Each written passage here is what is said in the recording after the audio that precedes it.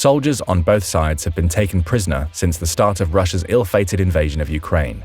Rumors of abuses of captives by both countries have fueled outrage and added to a litany of reports of Russian war crimes. But how true are these rumors?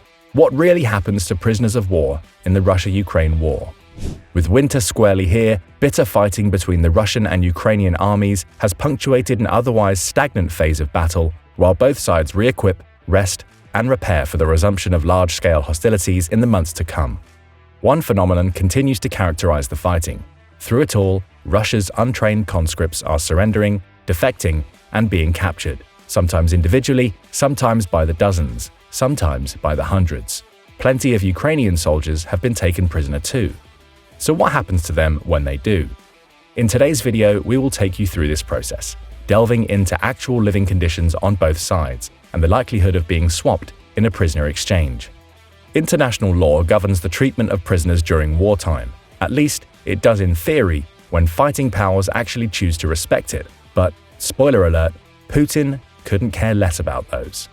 The history of wartime imprisonment goes back millennia. But it wasn't until the mid-19th century when people really started internalizing the horrors of industrialized warfare that they started to do something about it. In the 1860s, the Red Cross was founded in Geneva, Switzerland, and with it came the first codified international treaty articulating the rights of sick and wounded soldiers on the battlefield.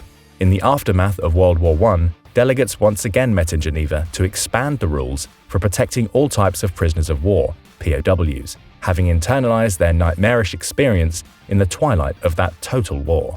They codified these lessons at a 1929 conference, later revisiting the agreement at another Geneva Convention in the wake of the horrors enacted during World War II.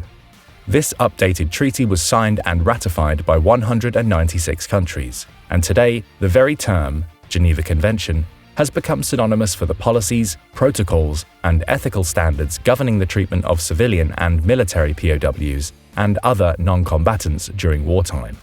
These include the right to humane treatment regardless of race, religion, sex, or color, protection for civilian aid workers, and the right to adequate accommodation and medical care. Additionally, the laws prohibit willful execution, torture, mutilation, hostage-taking, and the unlawful and wanton destruction of property when it is not militarily justified. On paper, the Geneva Conventions signaled a monumental global effort to limit war's cruelty and unnecessary destructiveness. This falls within the historical Western tradition dating back to Roman times to try and restrain human violence by promoting an understanding of what some have called the just war theory and the laws of war, of which there are two general types: laws governing the reasons states to go to war against one another, like self-defense, and the laws governing conduct during war itself, of which the four Geneva Conventions constitute the central pillars. But war is innately cruel and destructive, and in practice, nations and their soldiers regularly cast aside aspirations of waging a just war and breach the Geneva Conventions in the heat of battle. Both Russia and Ukraine count themselves as parties to the four Geneva Conventions. Inarguably, Russia finds itself among the nations who breach them in pursuit of its victory, but arguably, so too does Ukraine. Russian war crimes have proliferated so much to this point they are too numerous to review in any real detail here. Suffice it to say that as Ukraine has peeled back the roots of Russian occupation in its cities, atrocities have surfaced in kind. According to experts, these fall under three major categories: crimes of aggression, war crimes, and even genocide, umbrella terms for things like shelling civilian targets, using banned weapons, stealing and looting, and killing aid workers. Cities like Bucha and Irpin succumbed to the worst of these atrocities, with exhumations of mass graves hinting at senseless massacres, torture, mutilation, and other outlawed acts at the hands of brutal Russian invaders. These have been repeated in both large and small scale in other Ukrainian cities for the duration of the war. By August 2022, Ukraine had already leveled over 15,000 alleged war crimes at Russia. There is evidence that a limited number of Ukrainian soldiers have killed Russian prisoners in retribution for terrible war crimes like these. Given the widespread destruction of their home, family, and very way of life, such reprisals are almost understandable, despite their illegality. They are also often misunderstood. Sometimes, as in a recent case where a Russian prisoner unexpectedly opened fire on his Ukrainian captors, a dozen Russian prisoners forfeited their right to fair treatment because of the actions of one renegade individual. All 12 were killed in the ensuing firefight. Luckily, despite Russia's outraged claims of foul play, body cam footage corroborated Ukrainian assertions of Russian guilt. Earlier in the war, over 40 Ukrainian prisoners were killed in an attack on Russian prison barracks in Russian-occupied Donetsk. Russia blamed the attack on an errant Ukrainian HIMARS rocket. Ukraine claimed Russia deliberately destroyed the prison to hide the fact that the men held there had been tortured and murdered in a barbaric war crime. Despite humanity's best efforts, war crimes and state-on-state violence continue to go together like butter and bread. Accusations and counter-accusations between Ukraine and Russia will continue indefinitely. Given the fast-paced and highly volatile nature of the conflict, clarity and closure may only come when the dust settles, maybe not at all. But on the whole, the balance sheet for abiding the Geneva Convention leans unquestionably towards Ukraine. So what exactly happens to soldiers after they've been taken prisoner by the enemy? While it's almost impossible to know just how many prisoners of war there have been so far, as neither side has divulged this information, the likeliest estimates place the number in the thousands on both sides, something that seems to be confirmed by the 1,100 confirmed Ukrainian POW trial cases opened by Russia in August. Ukrainian armed forces initially suffered huge setbacks, most notably the surrender of the remnants of the Azov battalion, after their 8-day stand at Mariupol. But Russian POWs have also been crowding Ukrainian prisons since their withdrawal from Kyiv. What happens when they are taken prisoner? What is the process of surrender? The horrific experience of a Russian prisoner captured near Mykolaiv on the Black Sea in March and released as part of a prisoner exchange back in mid-April of 2022 is quite illustrative. Sustaining a bullet injury to the hand and surrounded by Ukrainian forces during his first firefight, the 21-year-old soldier anonymously named Anton in the report referenced the overwhelming sense of fear and dread he felt when he knew he had to surrender. The Siberian native spent a grueling 45 days in Ukrainian captivity, a period in which he came to loathe and regret his Russian military service. Having come to Russian-annexed Crimea on a 1-week December 2021 training course, he was catapulted into Russia's full-scale February invasion with, in his own words, practically no military training. He and his fellow soldiers had not even entertained the possibility of invading Ukraine at the time, revealing the scale of disillusionment and lack of transparency between Russia's high command and its soldiers on the ground. He was hit and captured just a week into his unit's Ukrainian foray. His imprisonment seemed to match the most common outcome. First, Ukrainian forces put a bag over his head to preserve their own operational security. Then, they loaded Anton up into a vehicle and drove him to an undisclosed urban location where he began his life in captivity. Anton was never physically beaten or assaulted, but he did speak of the constant stream of mental torment he endured at the hands of his Ukrainian guards, who constantly told him that Russia is finished, that we belong to the bottom of society, even issuing threats to starve him. His experience, surrounded and surrender, bag over head, driven to nondescript prison, questioned and processed for detention, seems to fit a general pattern. If there is one truism of the war, is that Ukraine has demonstrated a penchant for psychological operations. From the beginning, prisoners like Anton have been filmed answering questions in viral videos that have flooded social media.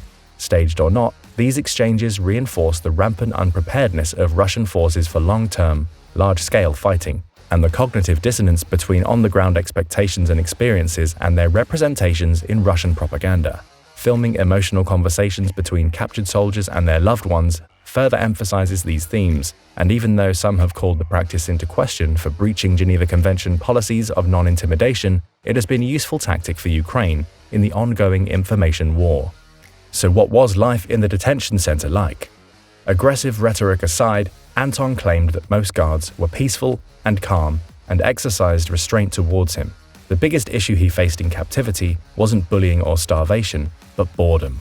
This tends to be the historical norm, at least for prisoners safe from physical assault, bullying, and torture. Ukraine has transformed several urban buildings into makeshift detention centers to accommodate the growing influx of Russian POWs. One video reveals a row of Russian prisoners wearing blue prison suits and orange gloves to stave off the cold. Some sport war wounds and scars from prior engagements that have yet to heal. Each detainment center can accommodate several hundred men. If we were lucky, Anton noted, we would be given something random to read. Sometimes they let us watch Ukrainian propaganda on television. At one detention center, prisoners are allowed to watch up to 2 hours of television each day, almost all of it flavored with pro-Ukrainian messaging. Sometimes this has its desired effect. "I don't understand anything," one Russian POW told a foreign correspondent. "The Russian authorities were telling us one thing, and here I hear the opposite. I try to compare it, but nothing is clear." Most days we would just stare at the walls in front of us, Anton concluded, a far better outcome than befalls most Ukrainian prisoners, many of whom are regularly sent to former Russian penal colonies and report torture, intimidation, inhumane conditions, no communication with the outside world, and cases of outright murder upon their return. In a recent eye-opening report of its human rights monitoring mission in Ukraine, members of the United Nations Office of the High Commissioner for Human Rights confirmed evidence of widespread torture and ill treatment, the vast majority of it on the Russian side, after confidentially interviewing 159 POWs from Russian captivity and 175 POWs held by Ukraine.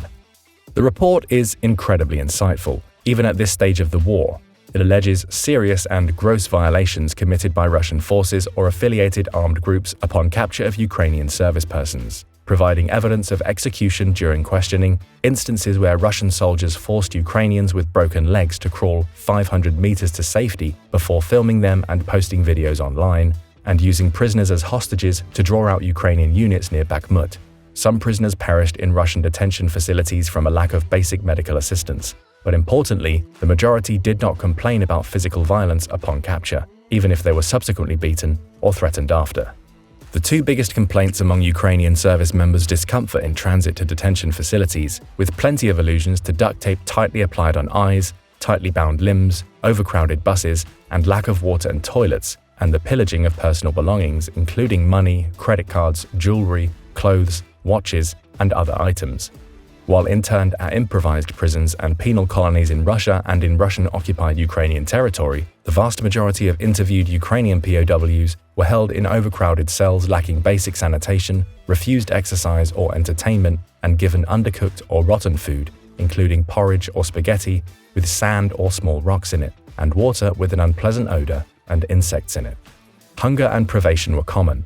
"I was hungry all the time," one prisoner recalled, echoing the desperation and extremes suffered by American prisoners of Japan in the Pacific during World War II. "All my thoughts, even about my family, would come to food. With such poor food, intestinal infections and sickness often spread. Prisoners almost inevitably lose weight, some almost a quarter of their body weight." Left to tend war wounds and mental trauma, images from these Ukrainian detention centers show beds and blankets, decently heated rooms, good treatment, and instances where they could call family. Ukrainian prisoners paint mental pictures of overcrowded cells, denial of walks, basic self-care, and hygiene, being forced to sing Russian patriotic songs and slogans, coercive interrogations, and torture, including beatings by hand or wooden batons, kicks, stabbing, strangling, burning, mock executions, sexual violence, dog attacks, stress positions, cold exposure, and even electric shocks. If this wasn't extreme enough, others reported captors shoving lit cigarettes in victims' noses, applying tourniquets for pain, and pulling ropes tied to genitalia to elicit sensitive information. Ironically, Russia continues to deny its maltreatment of Ukrainian POWs, even as it refuses the UN Human Rights Mission in Ukraine access to detained prisoners. What about prisoner exchanges? Are Russia and Ukraine swapping POWs? Nobody, especially the Ukrainians, want to remain imprisoned, and there is hope for an exit. Prisoner swaps and exchanges, another historical hallmark of warfare, have featured prominently in this war as both sides strive to restore lost troops to their roles. They seem to be growing in frequency and scale. Around 1,500 Ukrainian prisoners have already allegedly been released from Russian captivity since the start of the war, sometimes by the dozens, sometimes by the hundreds.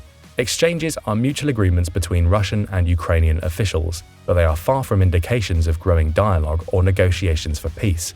Little is known about them, but Ukrainian President Volodymyr Zelensky has indicated that the swaps sometimes involve outside adjudication from third-party states and always demand intense preparation and haggling. Zelensky has vowed the exchange of prisoners would continue until the last Ukrainian has been freed. All released prisoners are subject to a barrage of questioning once they return to their native country. They all retain emotional and physical burdens from their captivity. Most will reckon with these wounds for the rest of their lives.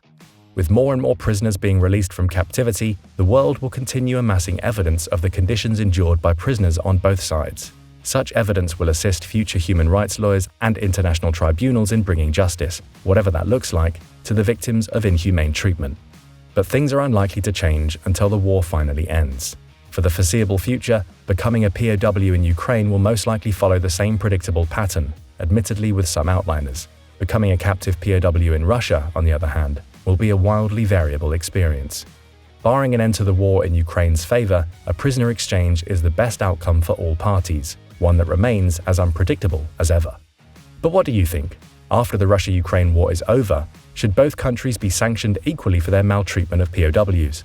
Let us know in the comments, and don't forget to subscribe for more military analysis from military experts.